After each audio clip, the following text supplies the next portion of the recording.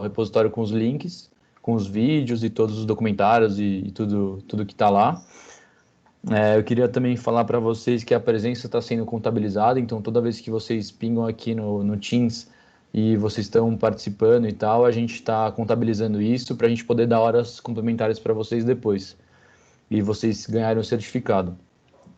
Bom, antes de começar, eu queria também falar que eu vou contar com a presença nessa apresentação do Arthur, que é vice-presidente da blockchain, o Lucas, que é presidente da blockchain, e o Luiz Vitor, que é da área de tecnologia junto comigo.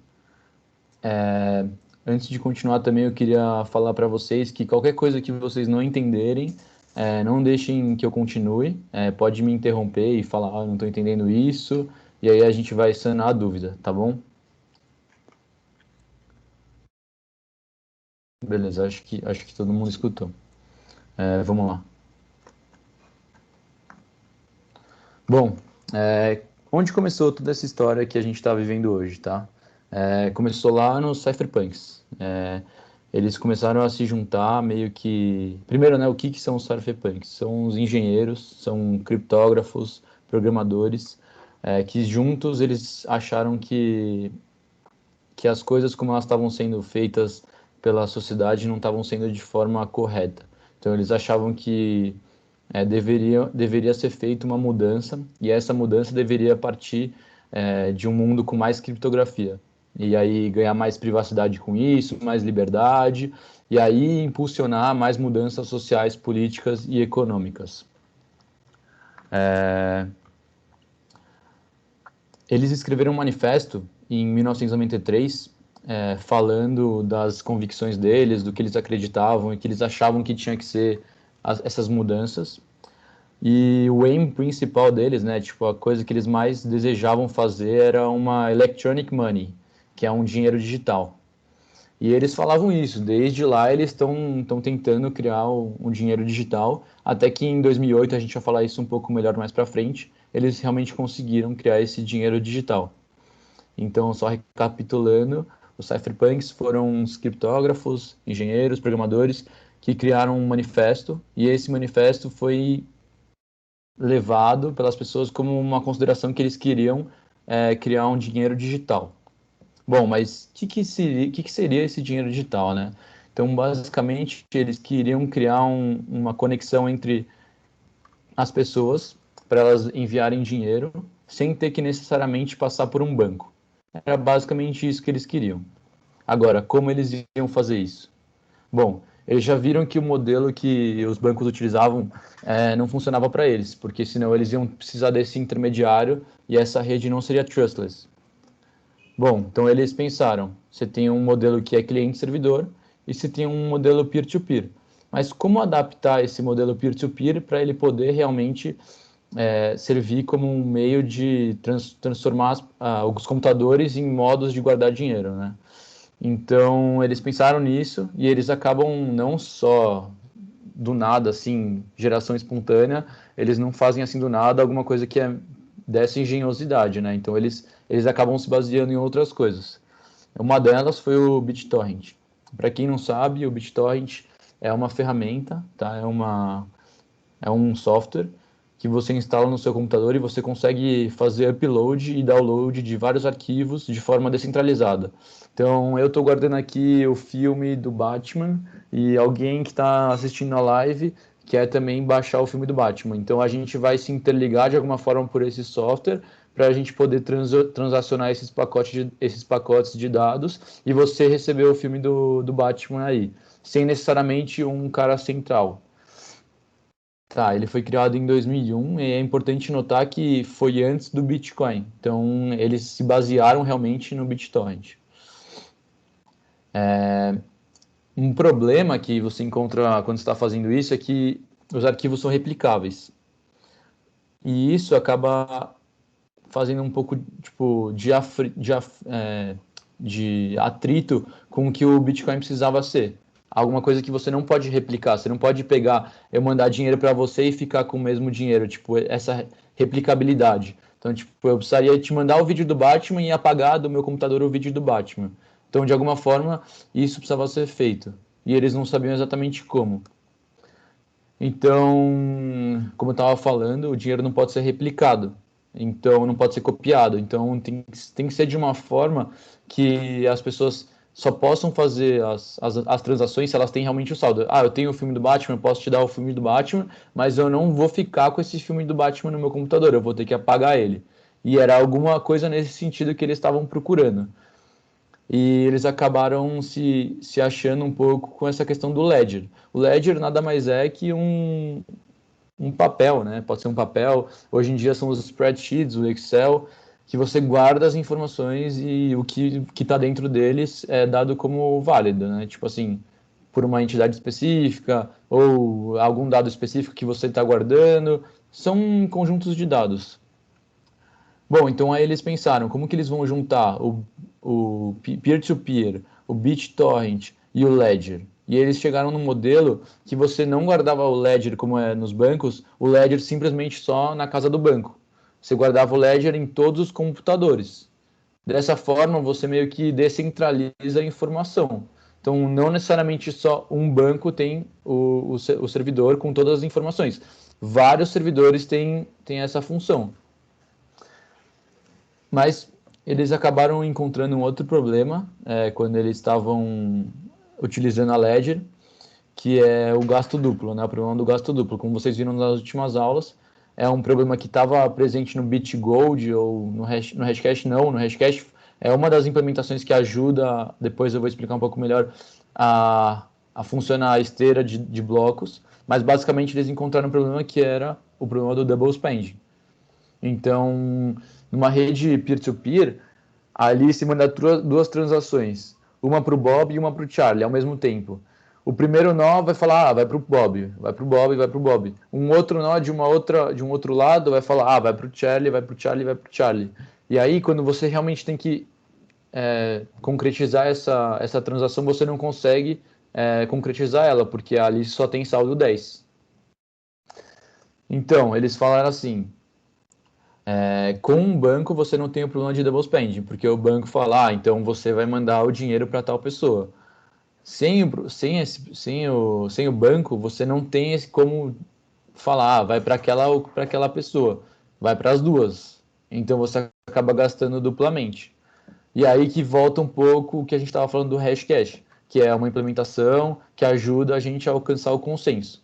Bom, como atualizar uma Ledger em uma rede peer-to-peer? Vamos lá. Satoshi Nakamoto publicou o paper do Bitcoin, a Peer-to-Peer Electronic Cash System. É bem legal, assim, o paper, eu acho que é recomendável vocês lerem, é bem interessante, assim, como ele projetou o primeiro código, né, e a primeira vez que ele começou a minerar os blocos, que na verdade funcionava assim, e funciona até hoje. Você tem uma pool, né, que a gente chama uma piscina de transações, e essas transações, ao longo do tempo, elas vão entrando em blocos, que vão indo numa esteira, e essa esteira está interligada. Se vocês estão vendo aqui, tem uma linha que liga o primeiro ao segundo bloco, o segundo ao terceiro, o terceiro ao quarto. E o quinto vai entrar aqui e vai estar ligado ao quarto. Quando o cara que eu digo, minerador, vocês já viram nas aulas passadas, eu posso falar um pouco mais de tecnologia para vocês. Quando o minerador ele vai olhar essas duas transações, basicamente ele vai ter que escolher uma. Ele não pode colocar as duas nesse bloco. Uma das transações vai ser invalidada, né? E a outra vai entrar no bloco. Dessa forma, a Alice que tem saldo 10 só vai conseguir mandar para ou para o Bob ou para o Charlie. Bom, onde que entra o Hashcash, né? Que vocês já viram também. Bom, antes de falar do Hashcash e do Proof of Work, eu queria explicar para vocês um pouquinho como é que funciona a função hash. Tá, pensa num funil, tá? Um funil que você, sei lá, joga água e sai embaixo, mas, tipo, sai de uma outra forma, né? Sai com uma direcionada. A função hash funciona basicamente assim.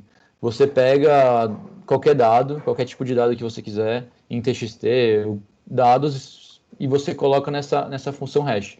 Depois vai sair um número, um algoritmo, 256 bits, que na verdade vão ser a sua assinatura. Depois do bloco a gente vai mostrar isso um pouco melhor, mas vai ser a assinatura do bloco. Então, basicamente, É assim que eles pensavam em fazer as assinaturas do bloco. Por quê? Porque você não é possível fazer o caminho reverso, você não pode pegar o hash e conseguir achar o que estava de Deira. Você não, qualquer alteração que você fizer no Deira vai alterar completamente o digest, né, que é essa saída. Dois inputs diferentes não geram o mesmo digest nunca. Aí vai ter alguns caras, alguns estudos que vão falar para vocês que isso acontece, mas é muito, muito raro dois inputs diferentes gerarem o mesmo digest. É muito diferente, é muito difícil. E aí, como exemplo, a gente pode ver aqui nesses inputs, nesses digest, que tipo, qualquer mudança que você faz muda completamente o digest. E isso é uma função criptográfica. Bom, aí a gente chega no Proof of Work. O Proof of Work foi baseado basicamente no Hashcash, que é um método de você avaliar o poder computacional que uma pessoa está colocando na rede. Ou, por exemplo, no Hashcash foi utilizado para as pessoas não conseguirem spamar e-mails. Então, tipo, tinha um problema acho que era 1990, na década de 90, que as pessoas ficavam mandando um monte de e-mail spam sem nenhum custo. Aí quando você coloca o hashcash, você tem um problema, que é você tem que gerar um poder computacional, você tem que fazer alguns problemas matemáticos para você poder mandar um e-mail. Então, é basicamente nessa ideia que o Proof of Work do Bitcoin se garante.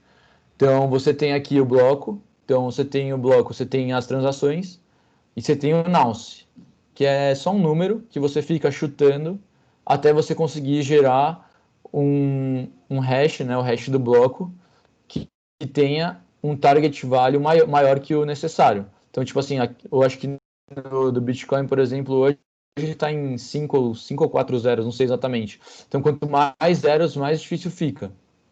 Eu não sei se. Acho que eu me confundo às vezes com isso, mas acho que quanto mais zeros fica, mais difícil fica. Então, dessa forma, quando você conseguiria gerar esse hash que fica com o hash com maior que o target velho, você consegue meio que fazer broadcast desse bloco, e esse bloco vai estar disponível agora em todos os outros servidores da rede que a gente estava comentando no início, do peer-to-peer, que cada servidor vai ter que guardar um pedacinho, o pedaço, na verdade, inteira, agora um novo pedacinho dessa blockchain, que seria essa cadeia de blocos. E aí, vamos lá. Acho que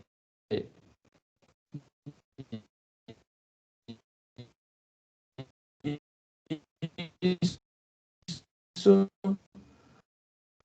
Bom, se dá certo, né? Ter o maior que o target velho demora, é difícil e você tipo tem que fazer isso funções.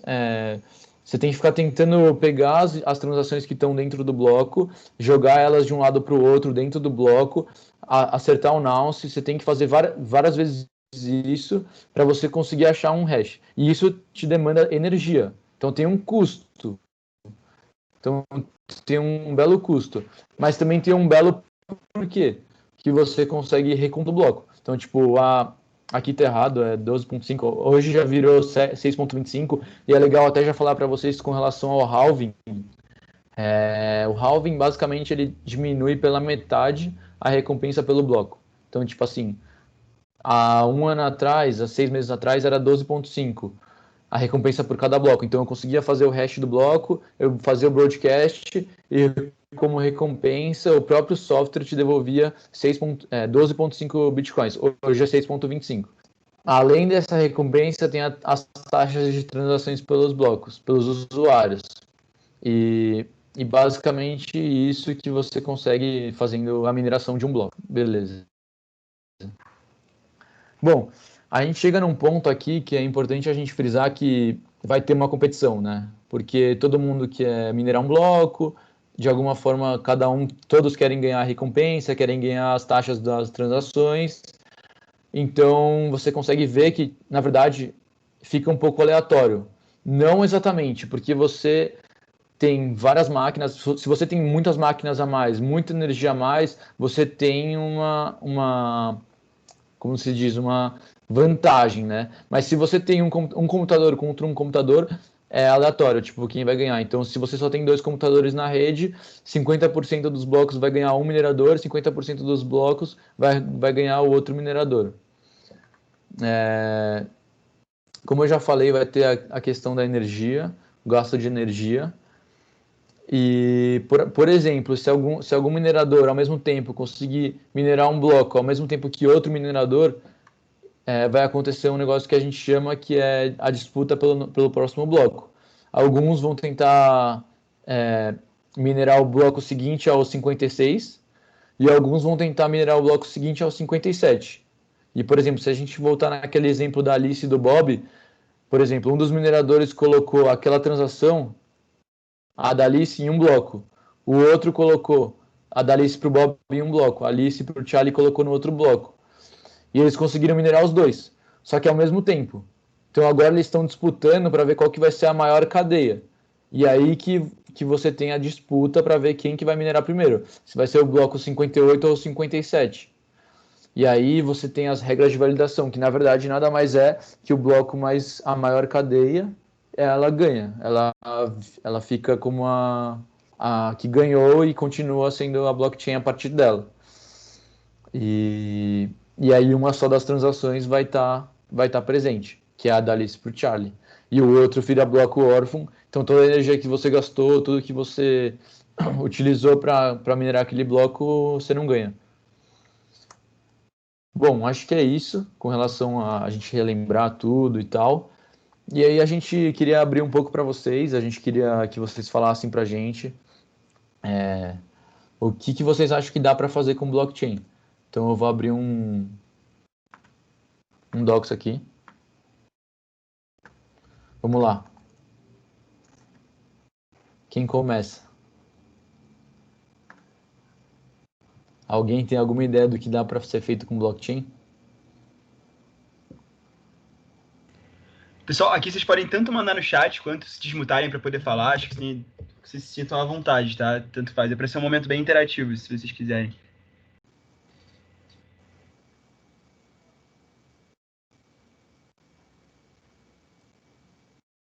Pô, pessoal, assim a gente vai se sentir. Fala aí, alguém abriu aí. Falaram no chat aqui registro de imóveis, trackers de envios. Tracker de envios, esse é legal, hein? Uhum. Registro de imóveis também é bem legal. Sim. Bom, vocês querem abrir o microfone para explicar melhor a ideia de vocês? Acho que seria legal. Que a gente vai mostrar um pouco das ideias que a gente já conhece, que a gente já tem, e a gente queria primeiro escutar vocês. O que vocês acham? Acho que quem quiser abrir aí, se sentir à vontade.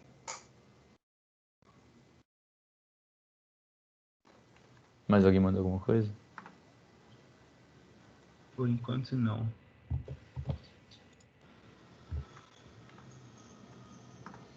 Bom, o que eu vejo aqui do registro de imóveis? Acho que meio parecido com cartório. Eu estava até pesquisando essa questão dos cartórios com blockchain e parece que eles lançaram Oi. Oi. Tá conseguindo ouvir? Tava sem mic. Eu tava falando dos imóveis, agora que eu vi que tava desligado. Pô, agora eu tô ouvindo. Pode falar. Ah, tá. Então, na parte do registro de imóveis, eu pensei como se fosse um cartório digital mesmo. Na parte de controle de registro de aluguéis, por exemplo. Pô, legal. Venda e compra para pessoas físicas e jurídicas mesmo. Mas para manter um controle. Sim. E aí ter tipo um certificado do governo assim para você poder emitir, sei lá, o contrato, essas coisas.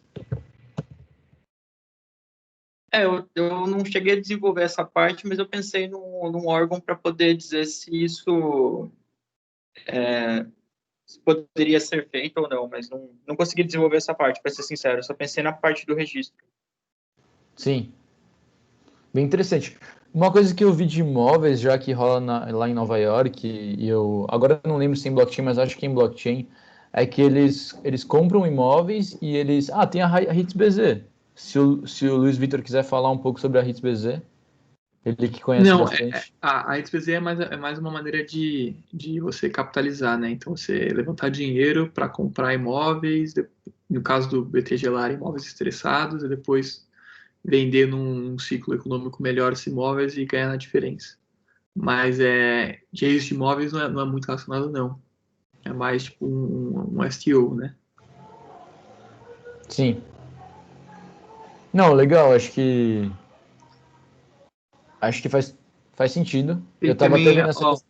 botaram aqui também o Victor Vergara colocou acompanhamento de sistemas biosensores, tipo de plantação e eleições. Ah, eleições é legal Eu também. vou colocar esse aqui junto com esse.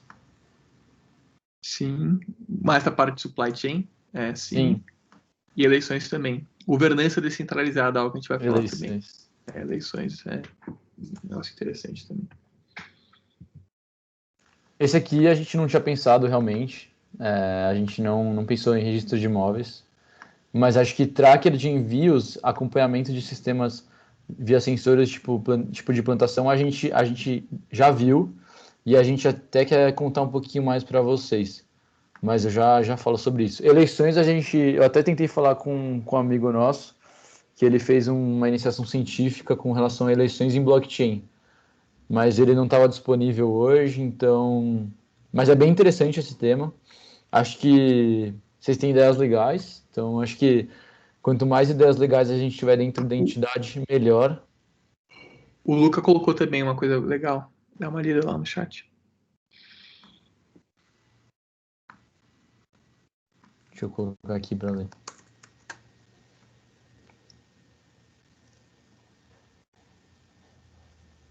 Legal. Realmente, tipo assim, você tem a questão de ser seguro e ser imutável, né? É uma coisa que você está colocando que vai ser imutável.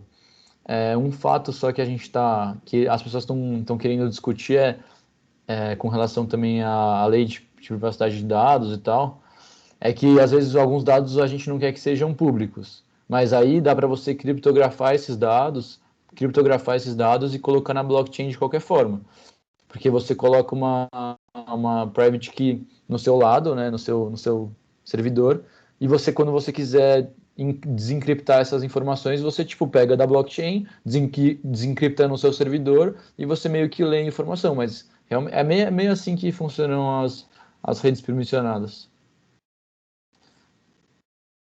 Mais alguma coisa?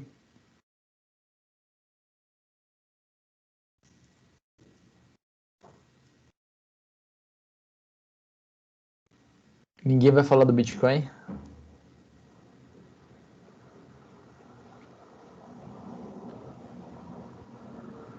Controle de produtos de edição limitada. Ah, isso já é feito. Crypto Zombies, conhecem? Por exemplo, né, o Crypto Zombies. É um jogo, na verdade, né? É o CryptoKitties, né, Oron? Ah, é que tem o Diferente. Crypto Zombies também. É que tem o CryptoZombies, que é outro, mas o CryptoKitties, sim. Ele é uma maneira que a galera criou, que é um joguinho bem besteira, mas foi um grande prova de conceito aí, você ter um ativo digital, né? Então, algo que não existe na vida real, só que ele é único, então um colecionável. Então, é muito boa essa ideia também. Boa. Acho que é isso, Aron. Se alguém quiser falar, fala, mas a gente já pode seguir. Não, legal. Legal mesmo. Podemos seguir, então. Bom, vamos lá. Bom, acho que a primeira ideia que a gente vê acontecendo no futuro, que já é uma realidade hoje, é a reserva de valor pelo Bitcoin. Hoje é uma parada que é muito volátil, né? Porque você entra no Bitcoin, o negócio está 10% hoje, 20% amanhã, e depois. E aí meio que não tem como você reservar o valor. Mas a gente vê com bons. Com uma boa. Com certo research e tal, que o Bitcoin, com aos poucos, ele vai diminuindo essa volatilidade e ele vai virar uma unidade monetária, que nem o dólar. Então, não necessariamente a gente vê assim, mas a gente está imaginando que é uma possibilidade. Então, além disso, né, porque o Bitcoin não foi criado para isso, né, para ser reserva de valor. Foi criado para pagamentos no dia a dia. Só que por causa das taxas, por causa da energia e tal, de um monte de coisa, não dá para você usar o Bitcoin. Vocês já viram Lightning Network, mas tirando a Lightning Network, não dá para você usar pagamento Bitcoin nos pagamentos do dia a dia. Por exemplo, o Bitcoin faz um bloco a cada 10 minutos, e nesse bloco acho que ele coloca 200 transações, sei lá, não sei agora. Acho que deve ser umas 200 transações. Não, algo em torno disso, que dá 8 transações por segundo, alguma coisa assim. A Visa faz 50 mil transações por segundo, então a diferença é muito grande. Então a gente está vendo o Bitcoin mais como uma forma de reserva de valor, não porque ele foi realmente cotado no seu início. Aí a gente vai agora para o modelo Open Banking, que seria uma evolução. Espera aí. Só um minuto. Tá, tudo bem. O modelo Open Banking, que seria a evolução dos bancos para eles se tornarem uma fintech, né? Uma fintech banco, que na real a gente já conhece um exemplo, que é a BitCapital. Eles utilizam API. Para quem não sabe, API é você disponibilizar uma série de funções via um servidor que você coloca na nuvem, ou se você hospeda um servidor localmente, e você consegue, tipo, utilizar as funções. Por exemplo, criar conta, no caso deles, criar um asset. Eles têm lá o que eles chamam de BRLD, que é um Brazilian Digital, que eles fazem as transações internas, tudo em base desse BRLD. Isso ajuda a transparência dos dados dos clientes para as auditorias, prevenindo a lavagem de dinheiro, e facilita a integração também de outras aplicações com serviços bancários. Então, tipo, vocês têm a Pagar.me, vocês têm essas que já existem hoje, mas a gente vê com bom modo também essas novas iniciativas que são Open Banking, com funções API também, que necessariamente usam a blockchain. Por exemplo, a BitCapital usa a blockchain da Stellar. Uma transação na blockchain da Stellar é tipo centavos tipo pequenos centavos de dólar, sei lá, 0.001. E aí você gasta isso, é bem menor do que você gasta de taxa no Bitcoin. Então, tipo, dá para você utilizar realmente essa tecnologia para fazer meio de pagamento. Agora a gente vai para o caso do supply chain da TradeLens, que aí eu volto lá no que eles falaram, acho que nem lembro quem falou, mas que foi uma ideia ótima, que é essa daqui: tracker de envios, acompanhamento de sistemas de sensores tipo plantação. Então, meio que uma tacharada. Bom, a Maersk e a IBM se juntaram para fazer uma plataforma baseada em blockchain, na IBM Blockchain, na blockchain da IBM, que eles juntaram vários portos, vários comerciantes, vários fornecedores, e eles juntaram de uma forma que eles queriam garantir que fosse criada uma única visão compartilhada de uma transação sem comprometer os detalhes, privacidade e confidencialidade. Então, eles criaram isso para aumentar a comunicação entre os fornecedores, os portos, e ter, tipo, real-time data, tipo, data em tempo real.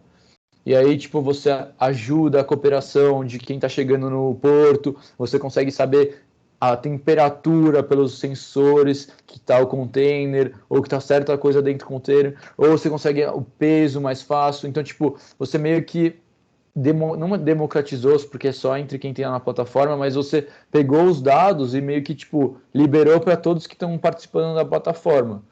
Então, dessa forma, você consegue também garantir uma maior auditoria, transparência, tipo, quando necessário, e de certa forma eles utilizaram os smart contracts para fechar essas parcerias entre os portos, alfândegas, embarcadores, despachantes de cargas. Então, tipo, meio que de alguma forma eles juntaram todas essas pessoas numa blockchain e fizeram acordos, e esses acordos ministrados por smart contracts, de certa forma para você conseguir fazer o tracking das coisas que estão chegando, que estão indo, temperatura, peso. Então, tipo, meio que eles estão coletando dados, parece que eles já tinham coletado 150 milhões de dados há um ano atrás, e eles estavam coletando dados a 1 milhão por dia. Então, tipo, 1 milhão de dados por dia. Então, eles têm muitos dados com relação a essas transações de informação mesmo. E aí, como eu já falei, a IoT, que é um ponto muito importante em blockchain aí, que a gente vê também que certamente está presente e vai continuar presente. Bom, uma outra ideia que a gente teve, isso foi in-house, eu e um colega e outros 2 colegas que estavam no Blockchain Insper, a gente pensou em uma maneira de você garantir que, por exemplo, a autenticidade dos tickets, dos ingressos, de forma que você colocava isso numa blockchain. Por quê?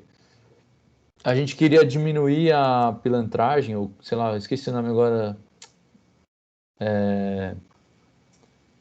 que vende ingresso, tipo, fora, sei lá, não é vendedor de ingresso, mas vende ingresso também, esqueci o nome. Cambista.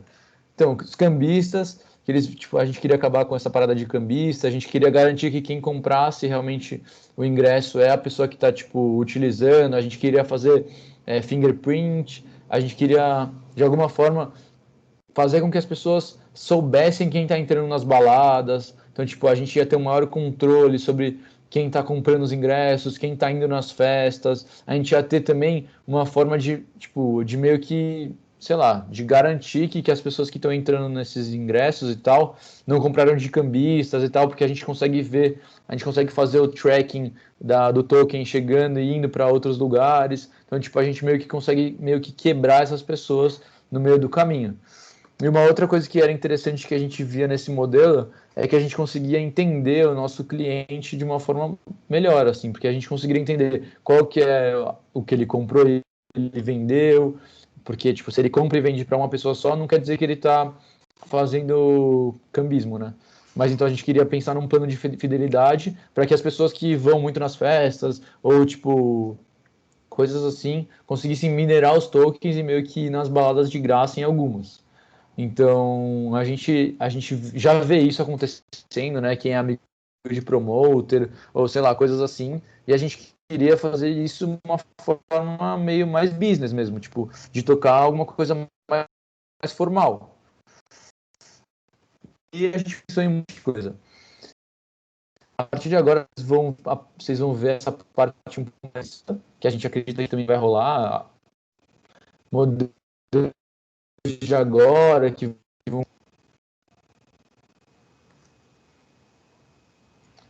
Obrigado, O futuro Aron. em blockchain. Bom, obrigado, Aron. Eu sou o Lucas, né, como já apresentou, e eu queria começar aqui propondo um exercício de reflexão relativamente hipotético e definitivamente utópico para vocês, né? Pode compartilhar a tela, por favor? Aí.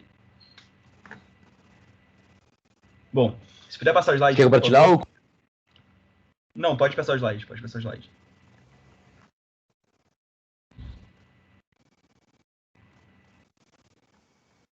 Alô, consegue passar o slide, por favor? Aí, obrigado. Então, não seria interessante a gente pensar em uma sociedade hipotética que é integralmente gerida por blockchain, né?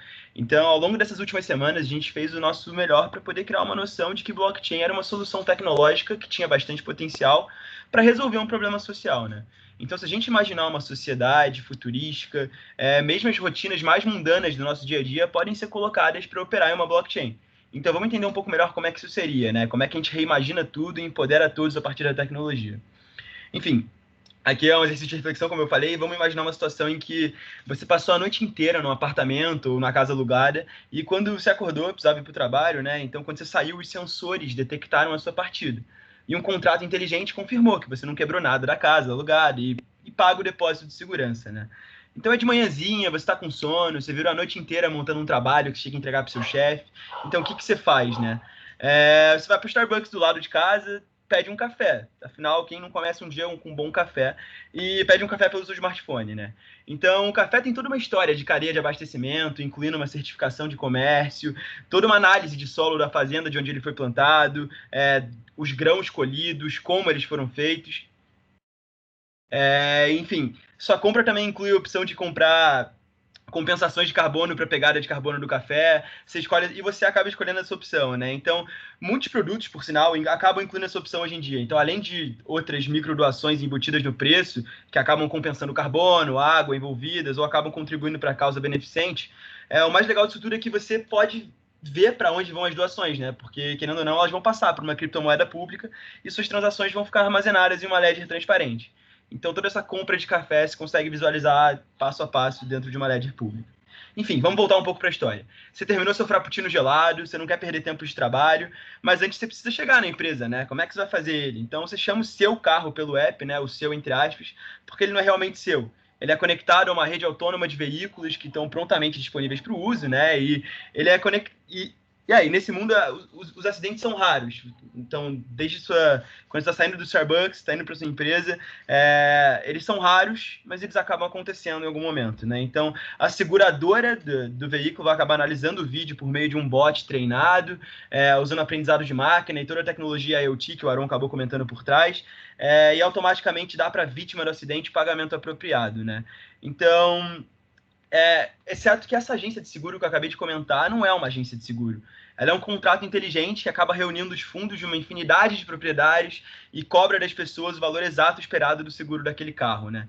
Então, a probabilidade quase exata de acidentes é conhecida, né? Porque, querendo ou não, cada acidente que já aconteceu desde o começo da implementação da tecnologia é registrado com todas as informações em uma blockchain.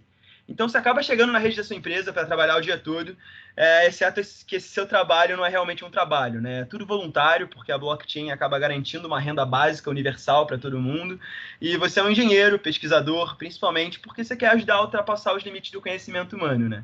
Então, sua empresa também não é realmente uma empresa, né? É uma organização autônoma, descentralizada, igual a gente viu nas outras aulas, que consiste em indivíduos de todo mundo que se inscreveram voluntariamente para fazer parte dela e acabam recebendo compensação, pagam aumentos com base na quantidade e qualidade dos resultados da pesquisa que eles fazem.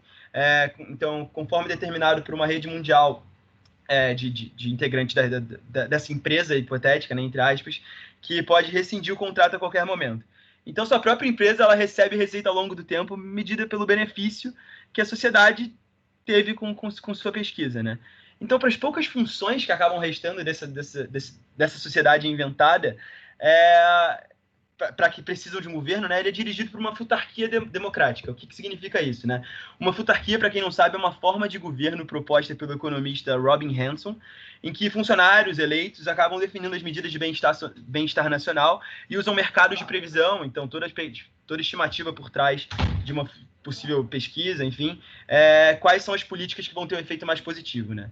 Então, para as poucas atividades que acabam sobrando para um governo fazer nessa sociedade hipotética, você acaba usando uma futarquia democrática, onde os mercados decidem quais políticas devem ser implementadas, né? Então, removendo completamente a possibilidade de políticos corruptos, que sabem pouco ou muito menos nada sobre os campos dos quais redigem a legislação, né?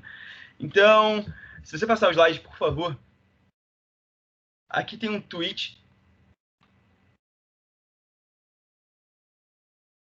Aqui tem um tweet de um investidor famoso de capital de risco, ele é CEO de uma empresa chamada Earn.com, que é uma startup focada em Bitcoin, que acabou arrecadando mais de 100 milhões de dólares em financiamento inicial, enfim, é puta conhecida. E ele acredita que até 2040, todas as pessoas com menos de 30 anos nunca vão ter conhecido um mundo sem Bitcoin, né? Então, dado todo esse cenário hipotético e relativamente utópico que a gente acabou de citar, em que tudo está conectado por blockchain, tudo usa aprendizado de máquina, tudo usa conexão à internet para fazer as coisas, as pessoas vão estar conectadas, vão estar tendo toda a funcionalidade financeira, social e econômica usando uma blockchain, né? O que é um negócio relativamente hipotético. Então, se a gente colocar um pouco o pé no chão e puder passar, por favor, os slides, e a gente vai ver que, se a gente colocar um pouco o pé no chão, a gente vai ver que blockchain geralmente está por trás das cenas, né? O que significa isso? A blockchain geralmente vai atuar nos bastidores de uma cadeia, enfim, o que significa? Então, em vez de um futuro totalmente executado em blockchain, é bem mais provável que a gente tenha uma integração parcial da tecnologia nas cadeias, né? O que significa? Significa que a gente vai conectar os principais players do mercado, facilitando o acesso e armazenamento de informação para cada ponto da cadeia. E toda a orquestração do banco de dados e toda a lógica de informação que vai ser por trás dessa cadeia logística, de saúde, enfim, todos os ramos que a gente acabou citando nas outras apresentações vão ser conectados para uma blockchain. Então, a gente procura problemas que tenham falha de coordenação entre as entidades sociais dentro dela, né? Então, por exemplo, sempre que você vai ao médico, vai ter, né, o seu registro assinado pelo seu médico, que vai ser enviado para você, para uma assinatura de confirmação de dados, enfim, antes de também ir para a seguradora que toma conta de todo o seu healthcare, né, de toda a insurance por trás. Então, você vai ter seus registros de saúde bem mais transparentes para você, mas somente visíveis para você, né? Porque tudo isso está protegido por um algoritmo de criptografia que acaba garantindo a transparência da informação e a segurança dela ao mesmo tempo. Então, a blockchain, ela basicamente quer conectar nessa foto da direita o lado esquerdo ao direito, usando um registro de dados que as pessoas têm acesso e atuam de maneira igualitária, com uma proposta muito mais social interna, né? Se puder passar, por favor, também. Enfim, por que a gente não pode ter uma sociedade igual a hipotética que a gente descreveu antes, né? Por 3 principais motivos. O primeiro delas é que uma blockchain atualmente, né, no nível de tecnologia que a gente tem hoje, ela possui muitas limitações técnicas. É o trilema da escalabilidade, que vocês viram na aula 4. Então, você nunca consegue ter escalabilidade, segurança e descentralização ao mesmo tempo. Você precisa sempre ter 2 das 3 desses itens, né? Alguns entusiastas, igual o Arão falou há pouco tempo atrás, alguns entusiastas de finanças lamentam que a rede Bitcoin leva cerca de 10 minutos para confirmar uma única transação, enquanto as redes que a Visa ou Mastercard usam, elas processam milhares de transações por segundo. E ainda tem capacidade para processar muito mais, né? Então, apesar do Ethereum, que é uma outra alternativa que acabou surgindo no mercado, precisar de 15 segundos para confirmar uma transação, é notável a falta de escalabilidade da rede, né? Então, esse trilema é bastante importante quando a gente vai considerar as principais aplicações. Além disso, outro principal problema são os desafios anti-blockchain, né? O que significam isso? Geralmente, as pessoas, pelo hype da tecnologia, e desde que ela surgiu, vão querendo colocar a blockchain em tudo, querendo ou não, virou uma buzzword. E tem problemas, desafios aqui no caso, né, que não precisam de fato de uma blockchain. E alguns problemas conseguem ser solucionados com isso, e isso acaba meio que atrasando um pouco o desenvolvimento do mercado, né? Porque você quer colocar a tecnologia em tudo, sendo que a simplicidade de um banco de dados centralizado pode servir muito melhor para certos problemas. Então, nem tudo precisa de consenso em algumas situações, e geralmente as pessoas ficam querendo complicar o que não precisa ser complicado. E, por último, o último problema são as barreiras de adoção, né? Então, como é que você faz todos aderirem à tecnologia que saiu, né? Então, essa sociedade hipotética que a gente descreveu há pouquinho tempo atrás só funciona se todos fizerem parte dela. Então, o Starbucks precisa aceitar seu pagamento pelo celular usando uma rede descentralizada. A empresa de carros autônoma precisa estar registrada numa blockchain. Todos os carros precisam estar sendo traqueados usando, sei lá, um aprendizado de máquina, alguma coisa do tipo. A empresa, todo mundo tem que estar em consenso de todas as informações, todas as pesquisas que acabam saindo. Enfim, tem uma série de coisas que precisa ser declarada e garantida antes mesmo de colocar em prática, né? E se poucas pessoas ou somente poucos players do mercado forem adeptos da tecnologia, essa sociedade hipotética nunca funcionaria, porque ela necessariamente precisa de todos para funcionar. Então, se puder passar, por favor.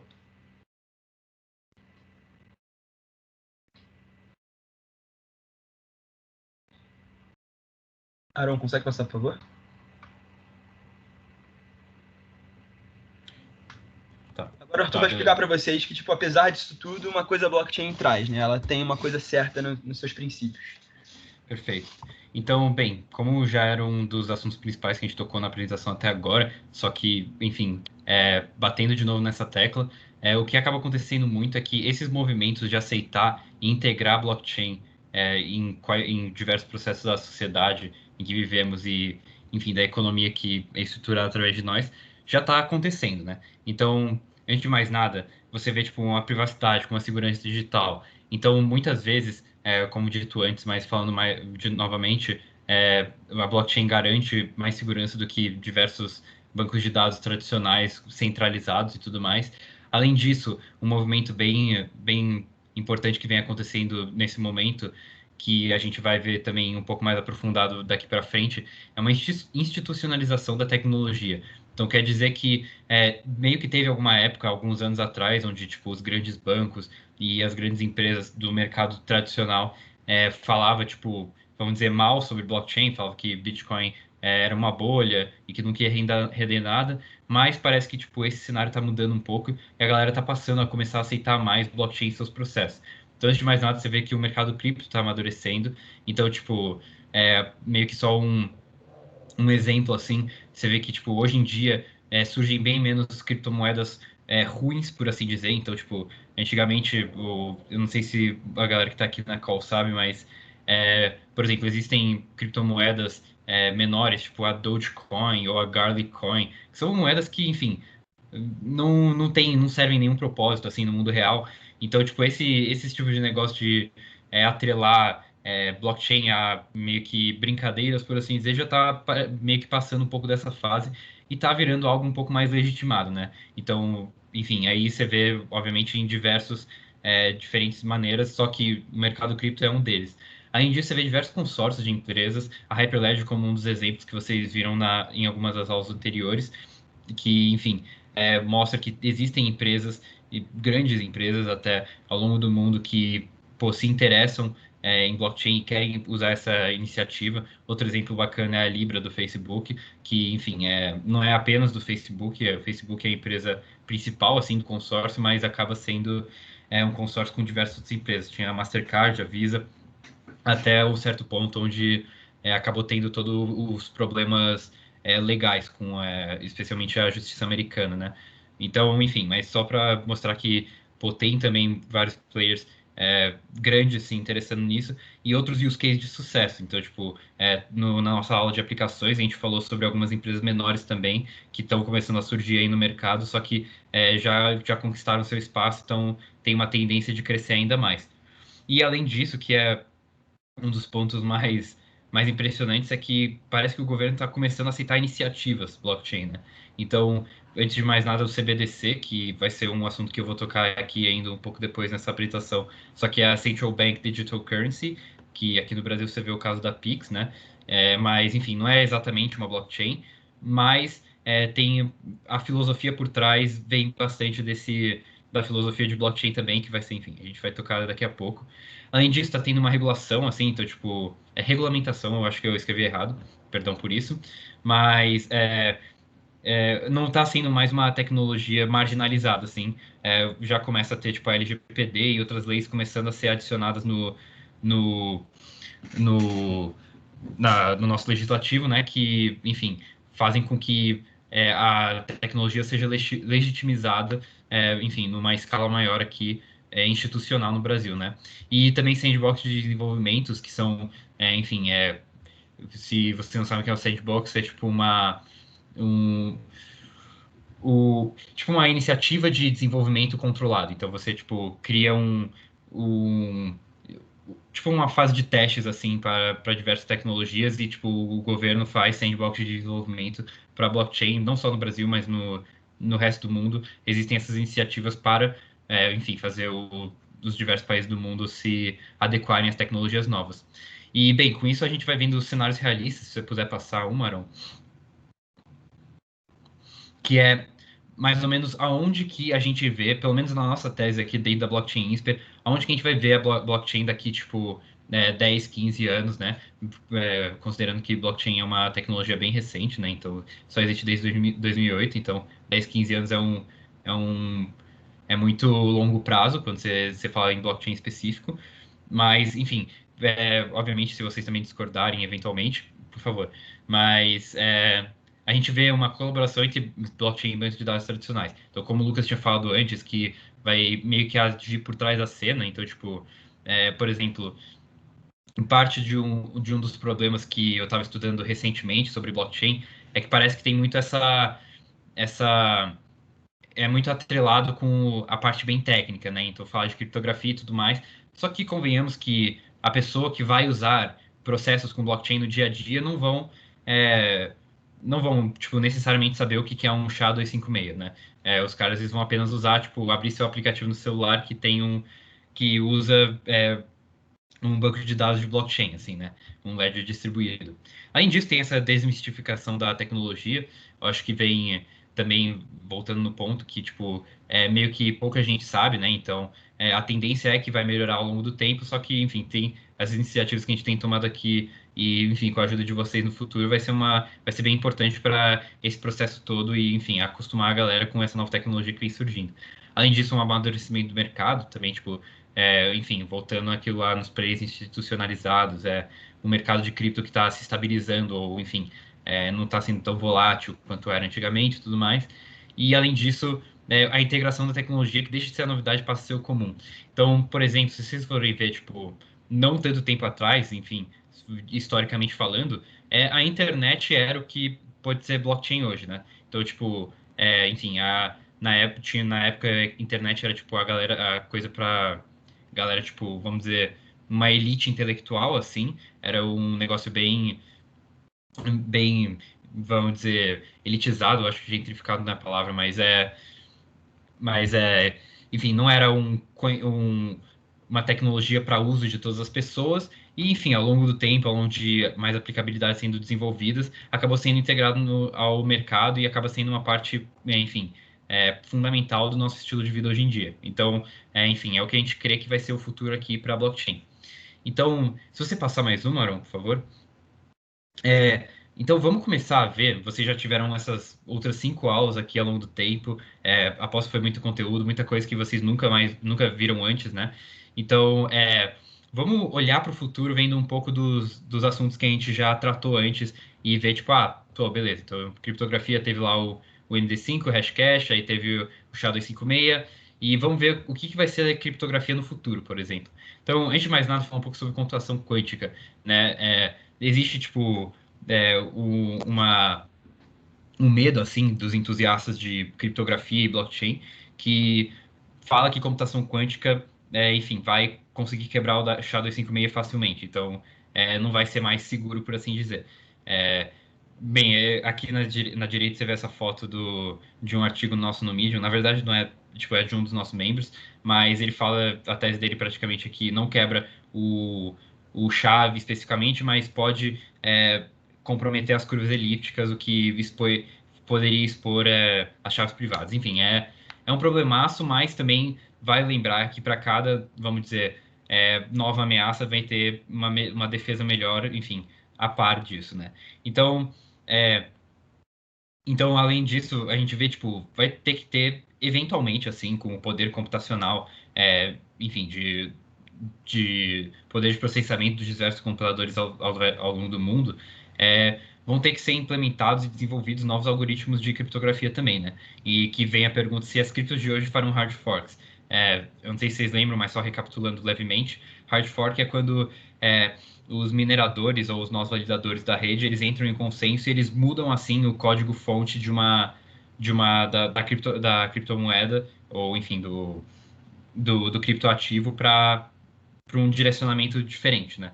E, bem, a gente vê que em praticamente todas as moedas, eventualmente, vão ter que ter um hard fork, ou eles vão acabar ficando um pouco para trás, né? Ou vai acabar perdendo um pouco da utilidade. Só que é um pensamento interessante de se ter, até porque muitas das comunidades de cripto gostam de prezar pelos valores tradicionais, assim, tipo, da onde que veio do começo. Então, tipo, por exemplo, o Bitcoin, assim, um dos questionamentos que aparece direto, o que o Satoshi pensaria disso, entende? Qual que é a visão do Satoshi sobre isso? Para meio que ter um direcionamento, assim, de como vai ser a moeda no futuro. Então, enfim, o hard fork, assim, aparece como uma tipo, algo que poderia solucionar problemas de criptografia no futuro, só que também, enfim, vale especular e ver o quanto a galera tá disposta a mudar, né? E, enfim, voltando aí no que a gente estava falando antes, quanto piores as ameaças, maiores as defesas, né? Eu acho que é um pouco óbvio, assim, mas, né, se não, se os dois não subissem a par um do outro, enfim, todo mundo poderia estar sendo hackeado no mundo hoje em dia. Enfim, então acaba tendo um pouco dessa estabilidade, assim, entre, vamos dizer, o bem e o mal, por assim dizer. E passando mais por favor, vamos entrar um pouco do mercado de cripto, que é um assunto bem interessante, porque é praticamente o assunto que a nossa área de finanças aqui dentro da Blockchain Insper trata integralmente, né? Então, a gente tem estudado recentemente o Bitcoin, não sei se já falei antes ou não, mas aqui o gráfico que você vê na esquerda, só para mostrar um pouco do raciocínio, é o preço de Bitcoin por dólar, né, ao longo do tempo. Então, tipo, aqui você vê uma escala logarítmica. Então, tipo, não é exatamente a escala comum lá, tipo, se você for ver aqui a escala do lado, ele começa a ir até a metade, tipo, $10 e depois vai até 18 mil. Enfim, vocês devem entender como uma escala logarítmica funciona. Mas um movimento bem interessante que parece que está acontecendo é que antes o preço subia muito íngreme, só que parece que está estabilizando assim o preço em torno dos 30 mil, 20 mil, 15 mil dólares ao longo dali. Então, você vê um movimento que o mercado cripto está se amadurecendo, né? É mais estável do que era antigamente e que, por exemplo, só para você ver hoje, 90% dos investidores do cripto são de alta renda, então é investimento pessoal de family office. Isso é bem interessante porque um dos maiores problemas que você vê no mercado de criptomoedas, criptoativos hoje em dia é o que a gente chama de um mercado irracional. Então, por exemplo, se sai uma notícia boa sobre Bitcoin, tipo, o Brasil cria uma lei que vai deixar STOs, não deixar, mas vai legitimar o uso de STOs no território nacional. Aí, tipo, o preço do Bitcoin vai lá às alturas. Aí, por exemplo, se falar, a China está querendo apertar as regulações em cima do Bitcoin do território nacional. Aí vai lá e caía muito. Enfim, isso era um acontecimento que acontecia, isso era algo que acontecia muito antigamente. Hoje em dia ainda acontece, não vou mentir que não, mas parece que tem uma racionalidade maior do mercado. Então hoje em dia você vê flutuações grandes de preço vendo por, tipo, a capacidade da rede, a taxa de transação. Então acaba tendo um amadurecimento maior e também meio que legitimiza um pouco as criptomoedas, porque deixa de ser, tipo, o investidor comum deixa de ser um pouco aquele, tipo, o cara que, enfim, não entende muito de criptomoeda, só que é aquele cara que fica postando, sei lá, meme em grupo de Facebook, falando, não, vamos segurar aqui Bitcoin, enfim, vai bater 100 mil dólares daqui a um ano. E acaba sendo, tipo, tendo análises muito mais aprofundadas e, tipo, gente que já tem uma experiência muito maior no mercado tradicional e pode trazer esse conhecimento e corroborar com a criação de conhecimento dentro do mercado de criptos, né? Então, além disso, você vê que tem um amadurecimento de criptomoedas, isso também vai vindo agora para o futuro, porque hoje em dia é muito Bitcoin, Ethereum e companhia, no sentido que companhia é, tipo, meio que o resto, assim, né? Então, tipo, tem o Bitcoin, que é a principal reserva de valor que a gente vê hoje em dia, tem o Ethereum, que é praticamente responsável por todas as aplicabilidades de Bitcoin hoje, ou, tipo, talvez não todas, mas, tipo, quando você vai vendo tudo, praticamente a maioria das coisas acaba usando a rede Ethereum de um jeito ou outro. Então, acaba tendo, tipo, uma concentração muito grande de valor, não necessariamente de valor monetário, mas de valor, assim, intelectual, do que é uma cripto boa nessas duas, e o resto acaba meio que ficando de lado. Só que, eventualmente, vão acabar surgindo outras criptos melhores que o Bitcoin, melhores que o Ethereum, e, enfim, a gente vai acabar vendo, enfim, que o mercado não vai mais ser só esse panorama, tipo, muito limitado, vai acabar se expandindo e sendo algo muito melhor, muito mais aberto para outras criptos. E, além disso, aqui um questionamento, será que seria possível resolver o trilema, né, o trilema sendo o de segurança, escalabilidade e privacidade, que você vê, tipo, você só pode ter dois e vai ter que comprometer um. No caso do Bitcoin, você tem segurança, você tem privacidade, só que você não tem escalabilidade. Aí, por exemplo, em blockchains permissionadas, você não vai ter, tipo, teoricamente a privacidade, só que você vai ter escalabilidade e segurança. Então, enfim, tem esse trilema que é algo que existe muito hoje em dia, só que quem sabe o que vai acontecer no futuro, e é um pensamento interessante de se ver. Por favor, se for para passar. E voltando naquele ponto, continuando um pouco na linha de raciocínio de finanças, a gente volta no CBDC, que é o Central Bank Digital Currency. É um assunto super atual agora. Enfim, eu acho que esse assunto estava surgindo, não surgindo assim, mas especialmente tipo, para como as coisas são no governo, assim, parece que é algo que tem acontecido bem rápido do que acontecem os processos normalmente, porque eu lembro de ter começado a ver, tipo, as notícias aparecendo, assim, meio que começo desse ano, assim, tipo, tava começando a cair, tipo, vamos dizer, na boca do povo, não necessariamente, tipo, de absolutamente todo mundo, mas pelo menos de entusiastas de digitalização da moeda, só que parece que, tipo, agora a gente já está na fase de pré-cadastro e enfim, ainda é setembro, pô, foi muito rápido esse processo todo, então talvez, enfim, vocês não estejam muito de acordo, mas praticamente ele é um meio de pagamento que a galera vai poder usar para, enfim, transações de varejo. Então, vai ser, tipo, pagamento por serviço, por exemplo, ou, enfim, uma transferência bancária, por exemplo, você vai, enfim, passar de uma conta para outra. Antigamente você tinha que fazer em TED-Doc, vai acabar virando obsoleto, tudo mais. Além disso, você vê que é inspirado em blockchain, não é 100% blockchain, então talvez você esteja se perguntando, tipo, então por que a blockchain expert está falando nisso? Por que, enfim, é um assunto tão relevante mesmo para nós? Por dois motivos principais, é mais pela filosofia por trás, né? Antes de mais nada, é um pagamento sem intermediário, então, tipo, não vai ter que passar por um banco, você vai poder fazer pagamento P2P com outras pessoas, então, tipo, vai fazer com que as taxas diminuam bastante, assim como, enfim, as transações de moedas de cripto, né? E vai ser 24/7, né? 24 horas por dia, 7 dias por semana. Então tipo, você vai poder transacionar a qualquer hora do dia, qualquer dia da semana, então se desprende um pouco da noção de mercado tradicional, de, enfim, ter horário de funcionamento e tudo mais. E, enfim, quando você vê a digitalização da moeda, acaba fazendo com que processos antigos acabam ficando obsoletos, que no fim das contas isso daí é o core de blockchain, né? Transformar e digitalizar o mundo no qual vivemos. Se puder passar, por favor.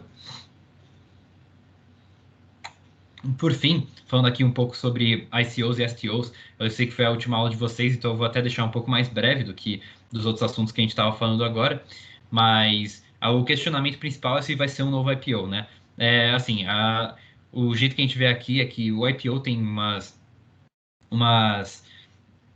vantagens muito claras em relação a ICOs e STOs, só que também umas desvantagens muito claras. Então, tipo, assim como qualquer coisa, quando fala, vai ser algo misto, né? Vai ser condicional. Você vai ter que acabar, enfim, você como, diremos, um CEO de uma empresa, você vai ter que acabar, tipo, escolhendo o que vai ser melhor para o seu caso, né?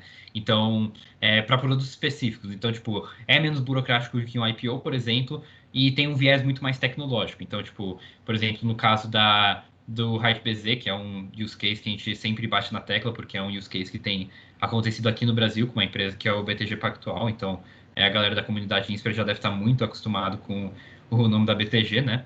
Mas eles praticamente fazem uma tokenização de imóveis distressed, que são tipo imóveis, tipo, eu não sei se é necessariamente subprime, mas eu creio que sim. Mas são imóveis em más condições e aí eles, teoricamente, renovam e vendem. Então, é um fundo de imobiliário, só que com uma pegada um pouco diferente. Só que, como eu tinha falado antes, só para não perder um pouco a linha do raciocínio, ainda não é regulamentado no Brasil, então o STO é de imóveis brasileiros, só que é ofertado para todos os países do mundo, sem ser o Brasil e os Estados Unidos. Então, enfim, é uma pena, só que é a realidade em qual vivemos. E a gente vê que tem uma tendência de aumentar, assim. Então, ICOs e STOs vão ser, tipo, coisas que vão começar a aparecer ainda mais.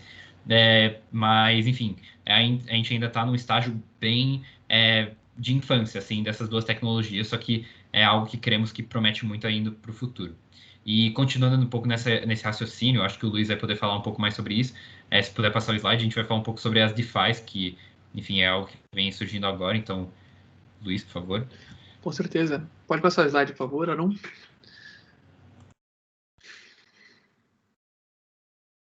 Pode passar, por favor.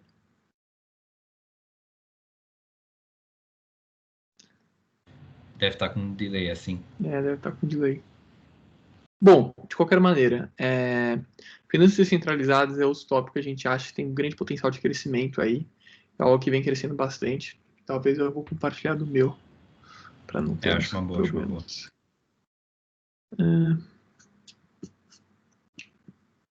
Momento, pessoal.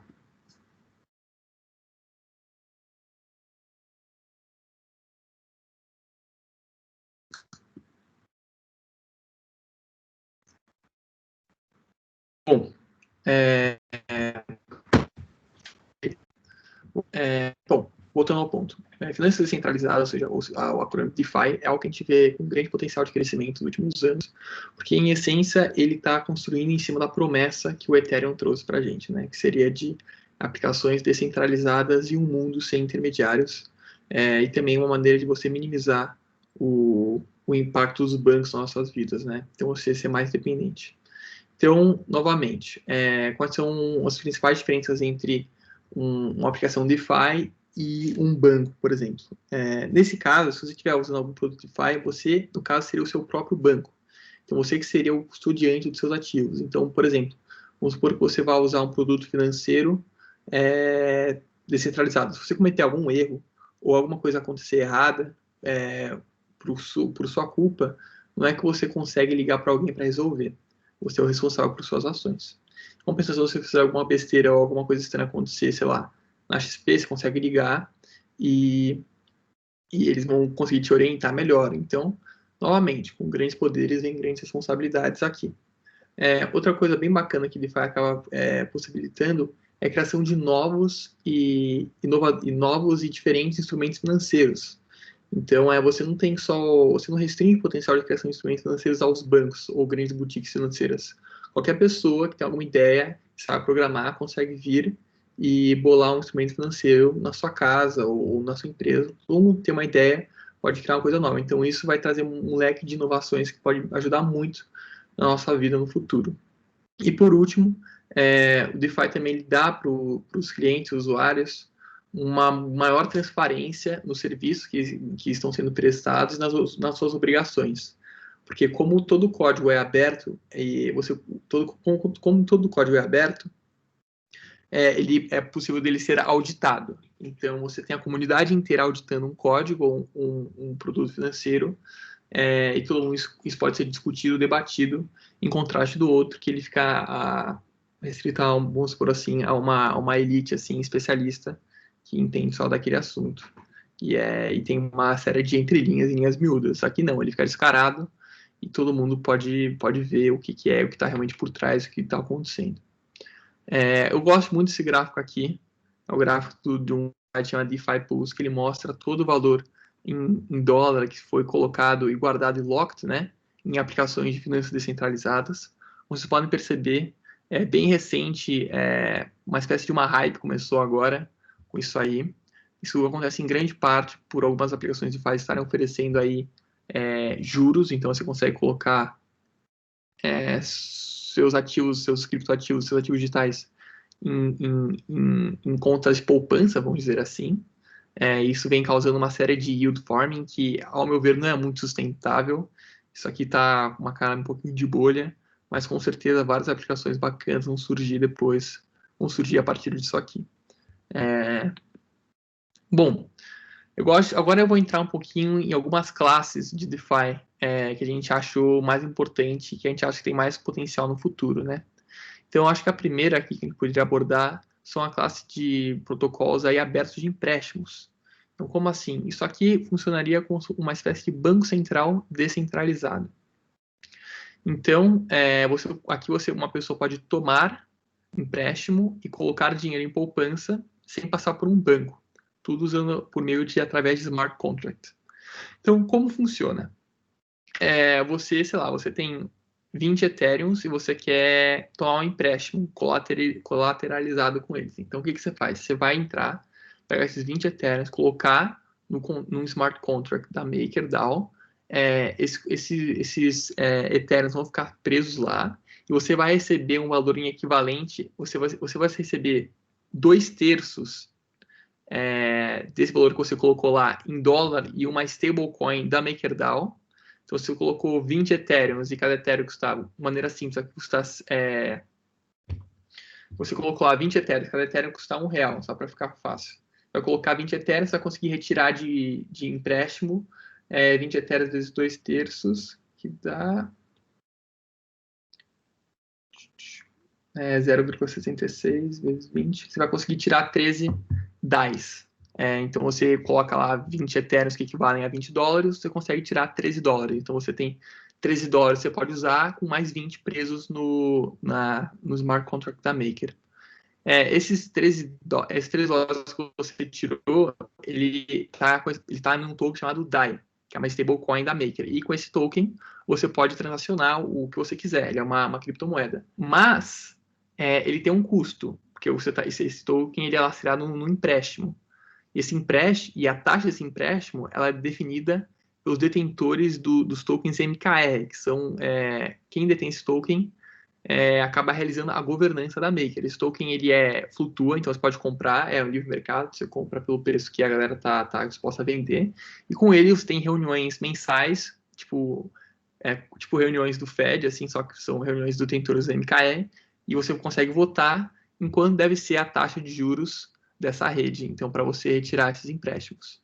Depois, agora voltando para o caso, você tirou esse DAI, ele tem um juros anual lá, supondo de 10%, você usou o DAI, igual agora você quer retirar os ativos que você deixou preso.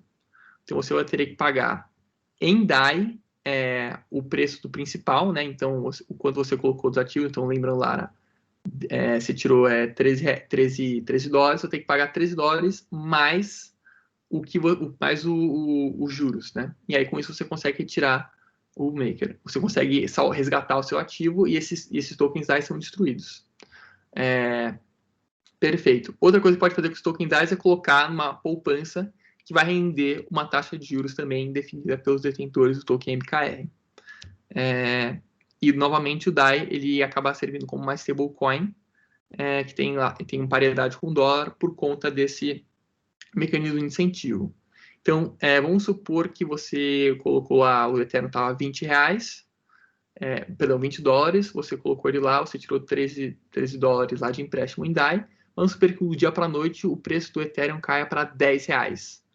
Neste caso, o Smart Contract vai pedir para você colocar margem para que esses DAIs que você retirou tenham uma paridade de $1 com a rede, entendeu?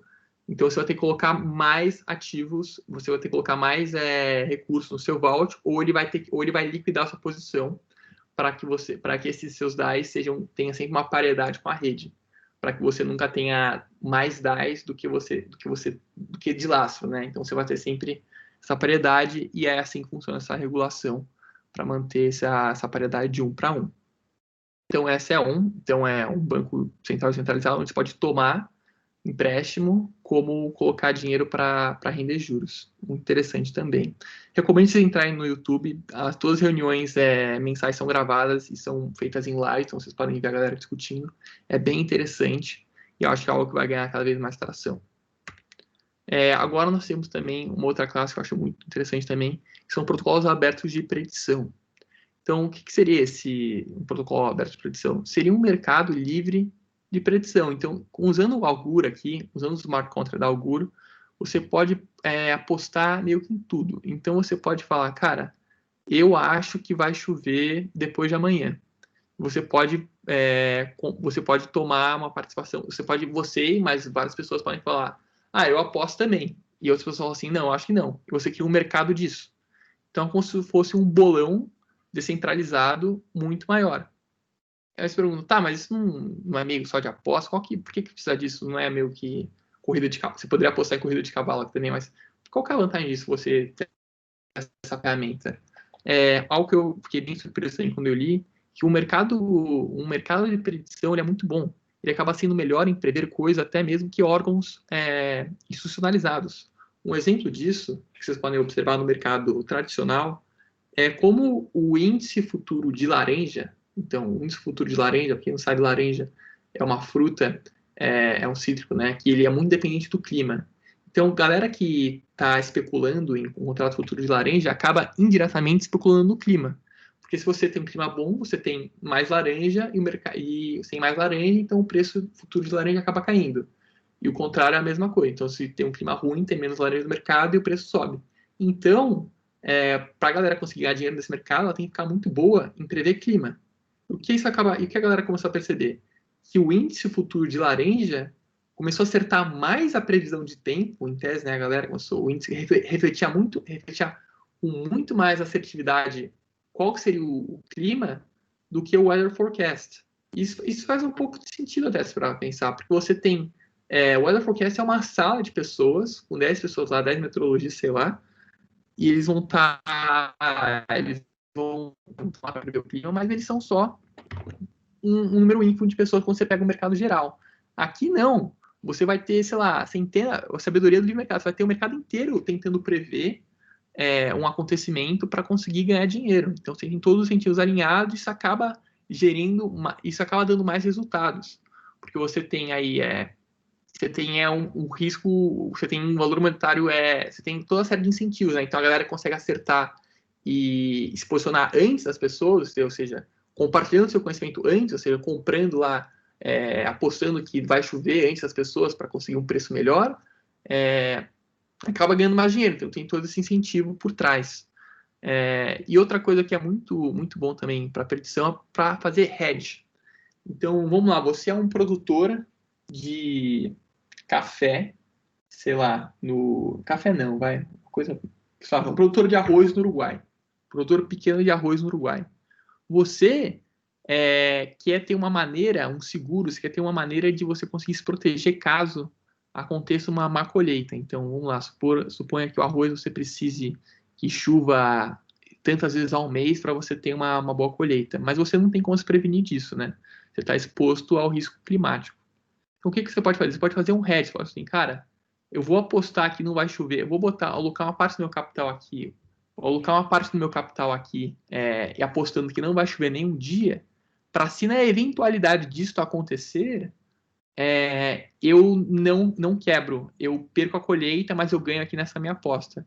E se chover e tiver uma boa colheita, eu vendo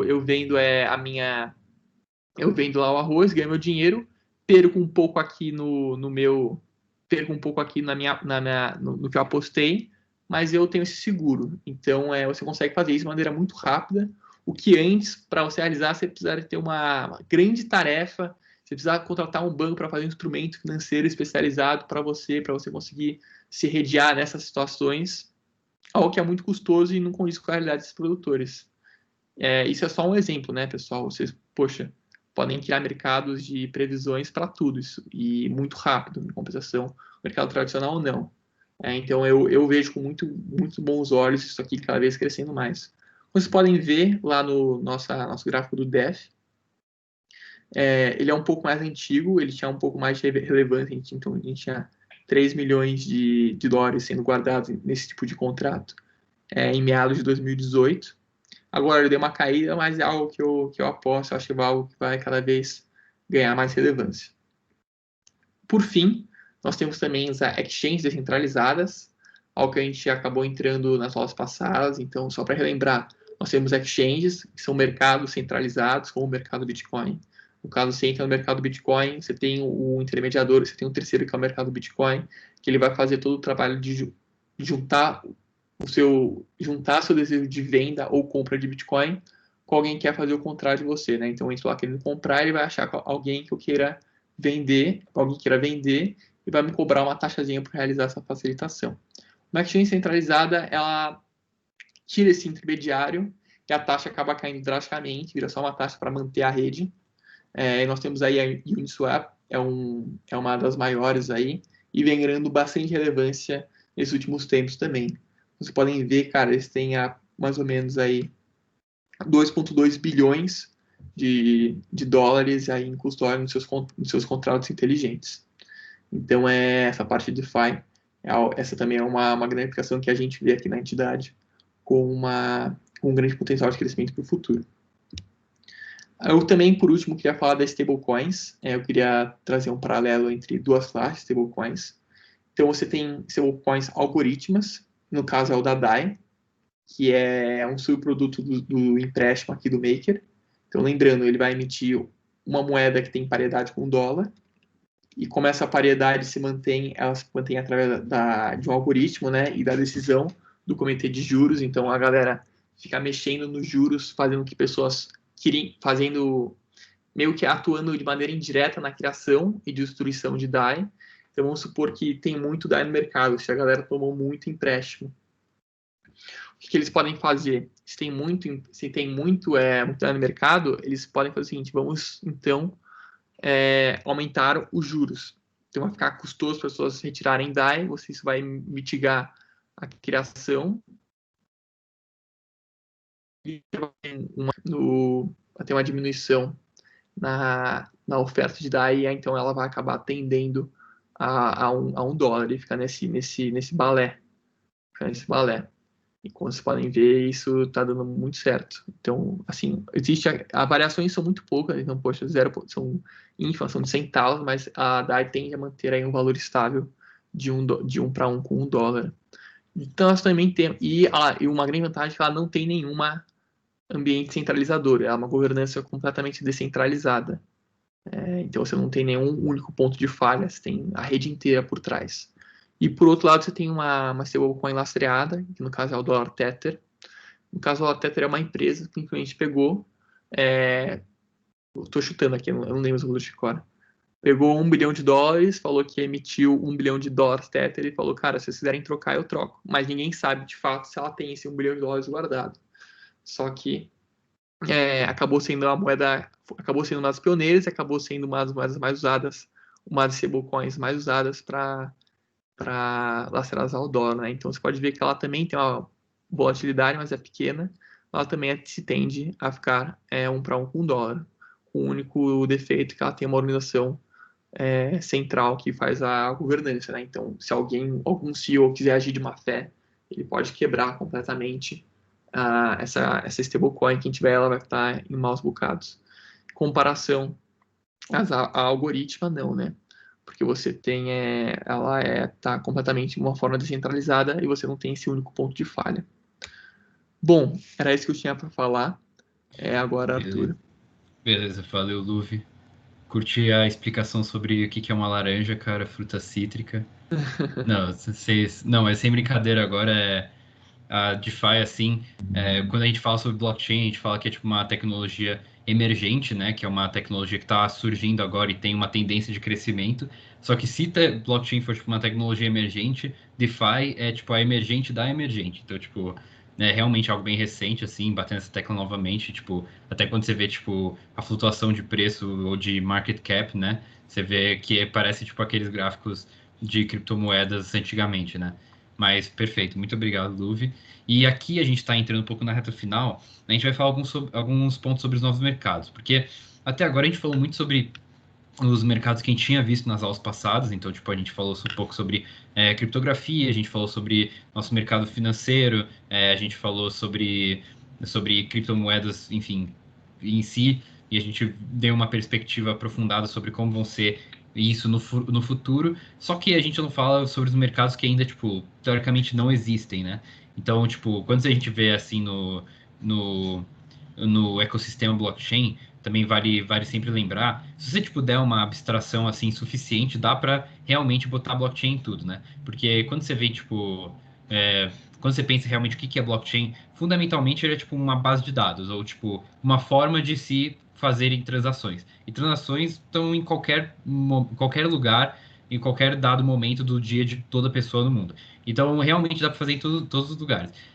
A gente aqui preferiu botar esses dois assuntos no momento, ESG, Digital Identity, por alguns motivos específicos, mas eu dar um destaque especial para eles, né? Especialmente porque eles são falados, só que eles não são desenvolvidos ainda, né? São tecnologias, enfim, tecnologias não, né? Não dá para dizer que ESG é uma tecnologia, né? Mas são ramos da economia, por assim dizer, que, pô, existem, a galera começa a pilhar, é um pouco de um buzzword, assim, então, tipo, você vê muito a galera falando, tipo, em LinkedIn, coisa do tipo, então, tipo, é uma palavra que ganha a atenção do público, só que não é coisa que está sendo desenvolvida no momento, então, assim como blockchain no Brasil, né? Então, enfim, começando aqui pela ESG, que é uma sigla que fala sobre environmental, que é tipo ecológico, social e governance, social e de governança, a gente vê tipo 3 pontos principais sobre possíveis aplicações de blockchain em cada uma das 3 letras, né? Começando pela parte ecológica, primeiramente catálogo de energia limpa. Isso é um negócio muito interessante, galera, que ainda não existe no mundo. A gente crê que vai existir no futuro. Só que, enfim, todo mundo já sabe que existe um movimento, assim, vamos dizer, moral e ético sobre usar energias mais limpas no mundo. Só que não dá para você realmente se assegurar se sua energia é limpa, assim, né? Você vai lá, você liga a sua luz em casa, você liga o seu computador aqui para ver a nossa aula, só que a energia, da onde vem isso, né? provavelmente vai vir de uma hidrelétrica, considerando a nossa matriz energética aqui do Brasil, só que você não pode realmente parar e escolher, né? E quando a gente fala de catálogo de energia limpa, imagina um app onde você entra obviamente você vai entrar, aí você tem tipo um catálogo de dizer tipo assim, aqui tem essa energia que é de uma eólica lá, né, no Nordeste. E esses caras estão produzindo uma energia, só que eles vão custar um premium. Então, tipo, obviamente a energia eólica é mais cara do que você ter de você usar de uma usina térmica, perdão. Mas aí você vai ter tipo um catálogo e você vai poder tipo usar assim, usar no sentido de escolher da onde que você quer sua fonte de energia. É muito interessante que vai entrar nesse segundo ponto, que é um ponto que até é repetido na parte social, que é recompensa por pegada de carbono. Acho que, tipo, por exemplo, especialmente tipo, no ambiente INSPER, não sei se a galera aqui tá no primeiro semestre, segundo semestre, mas para a galera que estava ainda na época que era presencial, todo mundo deve ter visto o PicPay no INSPER, né? Era algo que, pô, uma galera usava e, pô, não tinha muito um porquê não usar, que era o cashback, né? Você pagava o seu, tipo, se você fosse pagar, tipo, por exemplo, lá nossa, como que é o nome do 20 conto? Nossa, não Na pode tanto Fari. tempo. Na Fari, na Não, a Fari Fari, não. lá de O 20 cima. conto. Lá, comprar um salgado. Saboroso. Saboroso, muito obrigado, saboroso. Você vai lá no saboroso, você paga com o PicPay e você consegue um cashback, né? O Afari também, lá no quinto andar do prédio 1. Mas, enfim, bem, é algo que tem acontecido bastante recentemente, especialmente tipo, o negócio de usar cupons. Tem o extensor de browser, que é o Honey. Sem sair um pouco do assunto principal, que é blockchain, mas você vê que são algumas iniciativas que a galera começa a usar, porque todo mundo vai querer tipo, uma recompensa de volta. Ninguém vai querer só jogar dinheiro fora, por assim dizer. E recompensa de pegada de carbono seria mais tipo um incentivo a pessoas fazerem, tipo, dizer o bem social barra ecológico. Então, tipo, obviamente blockchain só entraria na parte de transacionamento de dados e, tipo, de guardar suas informações no smart contract. Só que você pode, tipo, ver que, por exemplo, daria para você criar aplicativos e tudo mais, onde você, tipo, tem uma rede que você vê se uma pessoa, tipo, usa a energia de uma matriz energética e consegue ganhar recompensas das mais diversas por isso. Então, é uma ideia que a gente teve também.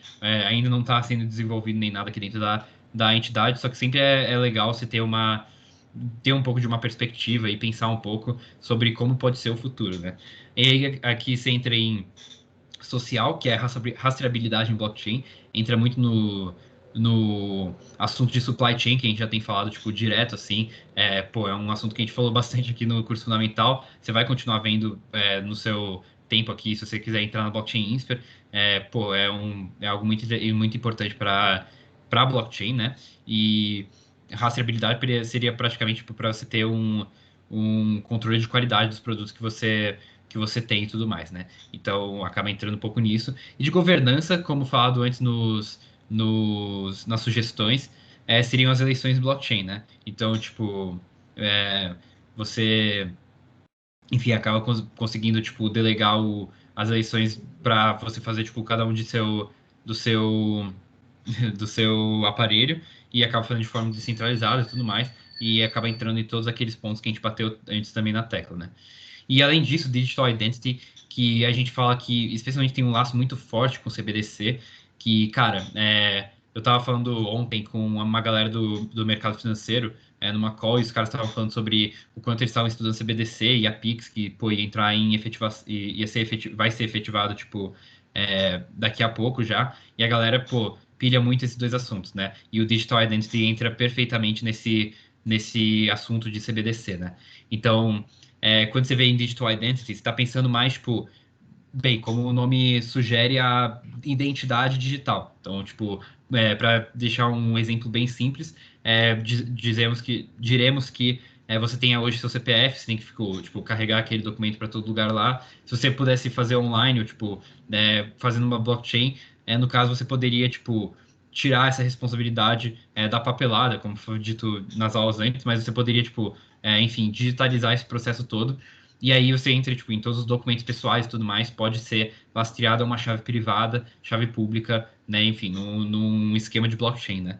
Além disso, identificação de produtos. Imagina, por exemplo, você está vendo, tipo, computador numa rede e tudo mais, acaba entrando Digital Identity, até em produtos, tipo, físicos. Então, tipo, você vai lá comprar no supermercado, você vai ter, tipo, uma identidade que você vai poder, tipo, ver a supply chain ou você vai poder ver o controle de qualidade do produto. E além disso, IoT, que é a parte mais interessante desse, pelo menos na minha opinião, que você acaba tendo, se você for ver, enfim, hoje em dia até, no conceito de dizer assim, o ciborgue, né? Quando você vê, tipo, um filme, eles falam que é, tipo, o cara que tem, tipo, partes robóticas no corpo, aí tem um olho de computador e tudo mais, etc.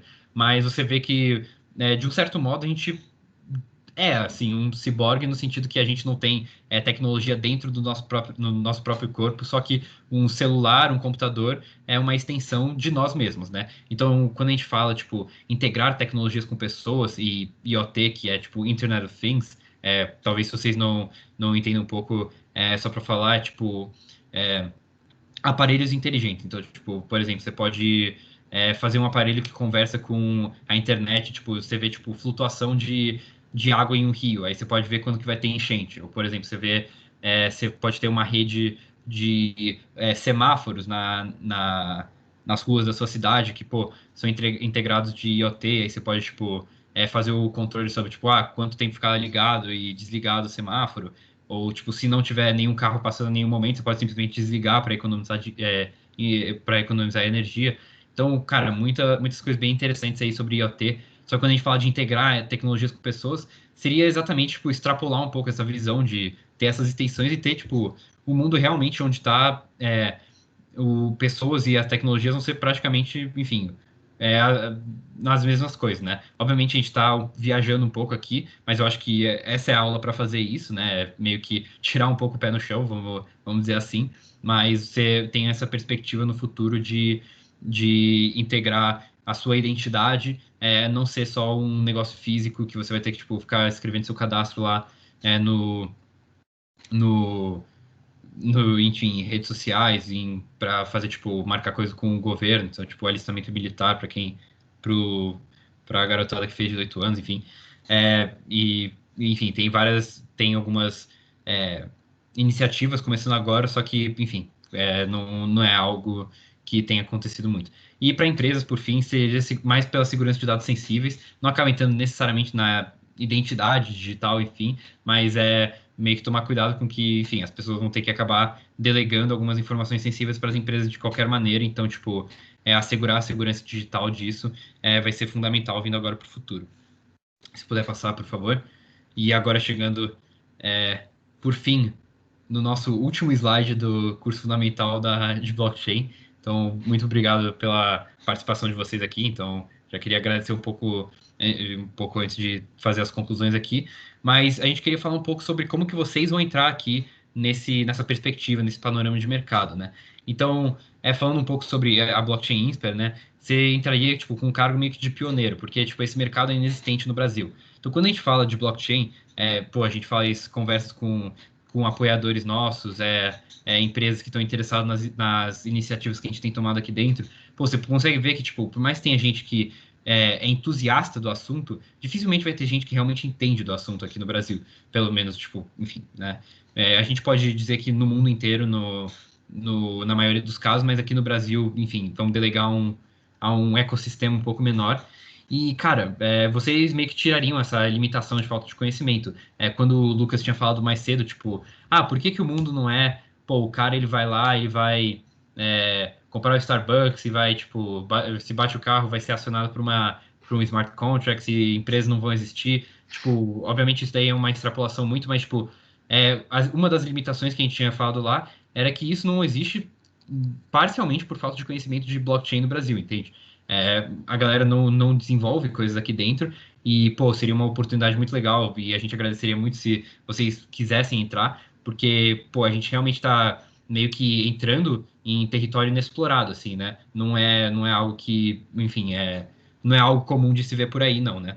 E, além disso, seria um driver da tecnologia no sentido de que, tipo, a gente estaria criando aqui um ambiente de compartilhamento de ideias, de informações e de criação de projetos que, iria ser bem vigorante, daria, tipo, por exemplo, um diferencial para você no mercado de trabalho, assim. Realmente não é algo que existe, eu acho que, enfim, estou batendo bastante nessa tecla, mas é por um motivo, né? E, além disso, é uma centro de referência do mercado, assim, porque, no fim das contas, como não existe uma outra OE focada nisso, e a gente, pô, tá sempre aí tentando melhorar o nosso output de projetos, de conteúdos e tudo mais, a galera de fora olha para Blockchain Insper com olhos com olhos bem positivos, assim. Então, por exemplo, uma das nossas parcerias desse semestre, só para dar algum exemplo rapidinho, a gente é uma OE parceira com a B3, então, tipo, a B3, a Bolsa Brasileira, eles escolheram a gente para fazer uma parceria assim.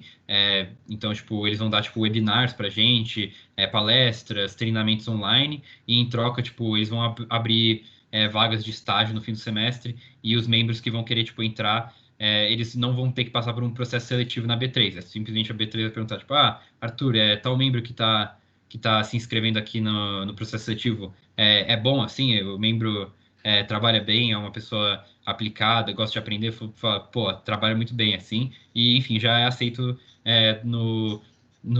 na empresa como estagiário de férias ou estagiário de longo prazo. Então é mais um pouco nessa de o que a Blockchain Insper vai poder proporcionar para vocês e também o que vocês vão poder proporcionar por nós, né? Então, tipo, a gente espera que, pô, a galera que se inscreva aqui continue a corroborar esse espaço de criatividade, de desenvolvimento e, enfim, garantindo longevidade para nós e, enfim, para o INSPER e tudo mais. Então, se puder passar, a gente vai meio que acabando por aqui. Foi a nossa primeira vez que a gente fez esse curso fundamental aqui, a gente abrindo conhecimento para vocês. Então, a gente vai passar um forms, assim, nesses próximos... Eu não sei se vai sair hoje ou vai sair amanhã, mas a gente vai sair um forms, tipo, perguntando se vocês vão querer participar do processo seletivo ou não. A gente vai querer receber feedback de vocês, então, tipo, tudo que vocês gostaram, não gostaram, escrevam lá, por favor, porque, enfim, a gente vai querer garantir que sempre a gente esteja transmitindo conhecimento da maior qualidade para vocês. Então, galera, se tiver alguma pergunta no Slido, né, a gente vai respondendo agora, e, bem, se não tiver nenhuma, enfim, vamos ficando por aí, mas só gostaria de agradecer novamente pelo tempo de vocês e, enfim, pela resiliência de estar aqui 6 aulas, enfim, das 6 até praticamente as 8 horas da noite, 2 vezes por semana, que a gente sabe que não é fácil aqui no INSPER, né? Então, é isso. Muito obrigado, galera. Obrigado, Arthur. Não podia ter falado melhor. Queria só complementar o que ele disse agora também. Mais uma vez, agradecer vocês pelo tempo, pela dedicação de estar aqui. A gente sabe que não é fácil ficar 2 horas de toda terça e sexta com a gente, ouvindo o pessoal que é da sua sala, provavelmente, o pessoal que é do seu ano falar. Então, espero que tenha servido para alguma coisa, pelo menos para saber o que é a tecnologia, pelo menos para poder pegar um panorama do que a gente faz, entender um pouco do mercado que é tão novo, e a gente queria passar um pouco dessa visão, né? Como o Arthur falou, a gente não deixa de ser driver da tecnologia. Então, a gente está aqui para justamente mostrar para as pessoas que ela está vindo para ficar, que ela tem um puta potencial, e tirar o pessoal da bolha que acha que a tecnologia é muito distante, que não tem como aprender ela, né? Então, eu espero que tenha servido para alguma coisa, que vocês tenham saído daqui minimamente curiosos, para pelo menos pesquisar mais. Para os que se interessarem a prestar nosso processo seletivo, a gente vai mandar os e-mails agora, né? No máximo amanhã, explicando como é que vai ser as próximas dinâmicas, o que vocês vão precisar fazer. Para os interessados nos créditos e benefícios que o curso daria, né? Então, um certificado e horas complementares, vocês vão receber isso daí depois que preencherem o formulário de feedback. Então, vai ter um formuláriozinho de feedback das aulas, o que poderia ter sido melhor, e a gente quer realmente que vocês sejam sinceros. Críticas, elogios, o que vocês gostaram, o que vocês não gostaram, o que vocês teriam feito diferente. Então, tudo que vocês têm aí para poder falar, qualquer coisa vai ser super bem-vinda, e vai ser muito legal para a gente ouvir isso, né?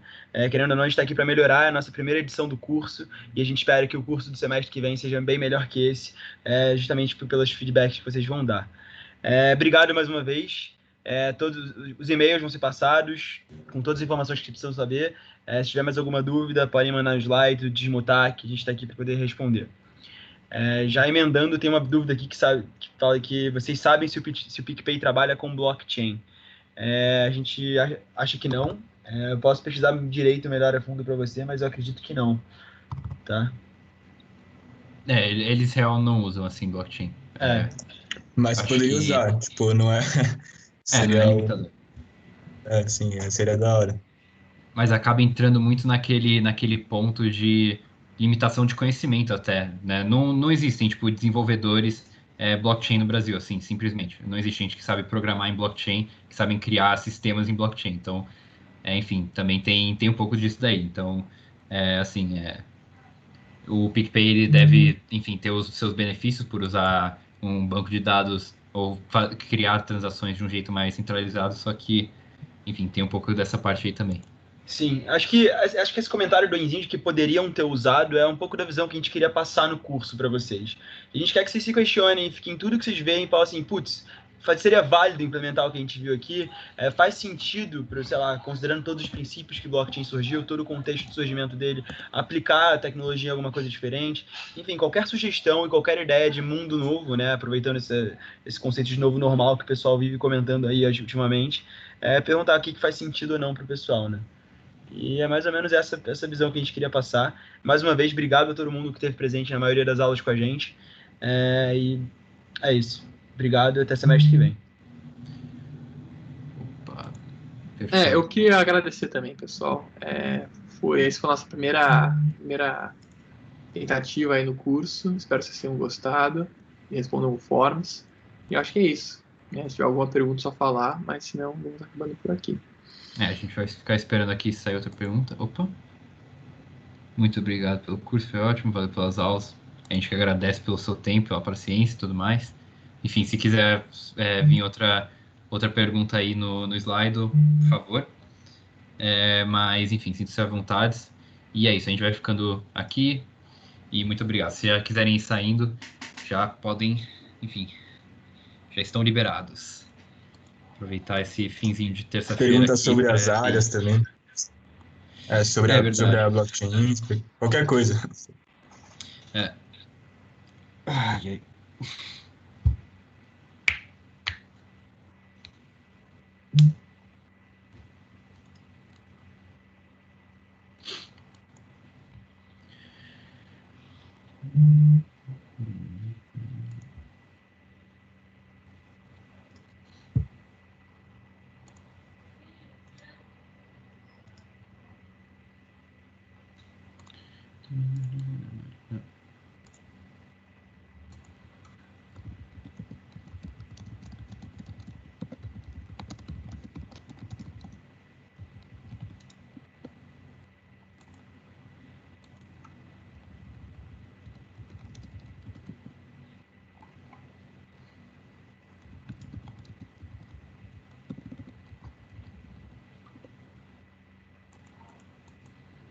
Opa, apareceu uma pergunta aqui no slide. Quais são as áreas e o que, resumidamente, elas trabalham? Então, vamos lá. Nós somos divididos em 3 áreas aqui de estudo. Tem as áreas administrativas também, mas vamos focar nas áreas de estudos. Nós temos, então, a área de tecnologia, a área de finance e a área de business.